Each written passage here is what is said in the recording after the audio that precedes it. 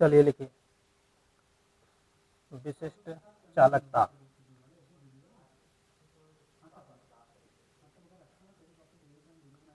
विशिष्ट चालकता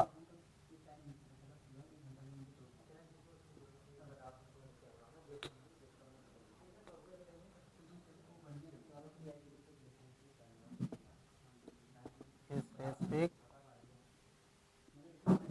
कंडक्टिविटी।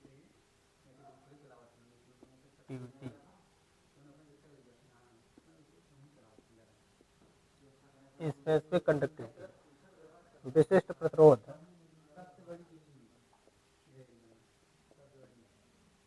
विशिष्ट प्रतिरोध के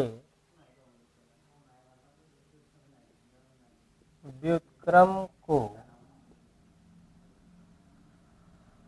विशिष्ट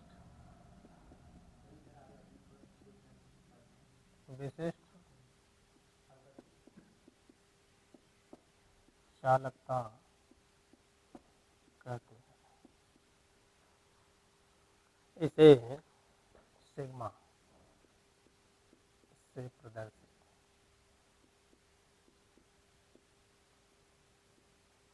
करते हैं। लिख लीजिए, सिग्मा इक्वल टू 1/ρ, जहाँ रो क्या है, विशिष्ट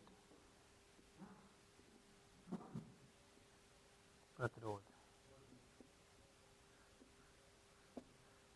ठीक, अब आप जानते हैं कि रो बराबर क्या होता है, E/J।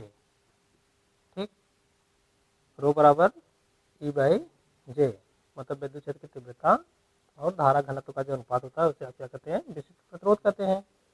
ठीक, अब इसको उठाकर आप इसमें रखिए, तो इसमें रख देंगे तो सिग्मा इक्वल टू हो जाएगा आपका 1/E/J। ठीक, या इसको लिख सकते हैं sigma equal to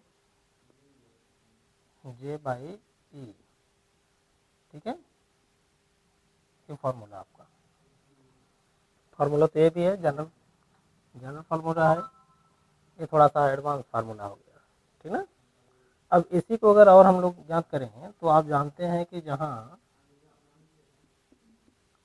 J equal to क्या होता है, I/A होता है।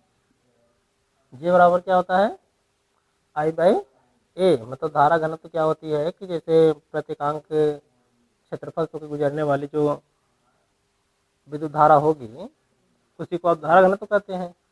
ठीक, और E बराबर क्या होता है, E क्या है, विद्युत क्षेत्र की तीव्रता है। ठीक, आप इसमें क्या कहें कि प्रत्येकांक लंबाई में, ठीक ना, जो पोटेंशियल डिफरेंस हो रहा है उसे आप डिवाइड कर रहे हैं, मतलब V/L। ठीक, अब इन दोनों का मान अगर हम इसमें रखें तो क्या मिलेगा, सिग्मा इक्वल टू I/A और बटे में क्या हो जाएगा, V/L, या इसको हम लिख सकते हैं सिग्मा इक्वल टू I/V, ठीक, और L/A। ठीक, बात समझिए नहीं। अब ध्यान दीजिए, आप इसको जो है, इस वाले केस को लिख सकते हैं इस तरीके से, या दिखाई दे रहा है कि इसमें, या इसको आप या लिख सकते हैं। हाँ, आप ये कह सकते हैं कि I/V को हम ऐसे अगर लिखें कि 1/I/V। ठीक, 1/I/V अगर तो इसको हम कैसे लिख सकते हैं, ध्यान दीजिए, इस वाले केस को हम ऐसे लिख सकते हैं कि इक्वल टू 1/R।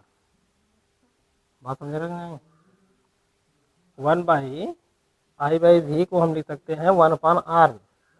ठीक बा, तो इसकी जगह पे हम लोग क्या करें, लिख दें कि या सिग्मा इक्वल टू L/R। ठीक, एडवांस फार्मूला। आप इसको भी एडवांस कर सकते हैं, इसको भी, ठीक ना। ये आपका जनरल फार्मूला है, ठीक। जब मिलेगा किताब में, जैसे ये मिलेगा, ये वाला जैसे जब बनाएंगे तब मिलेगा, ठीक ना, नहीं तो ये सीधा नहीं लिखा रहेगा।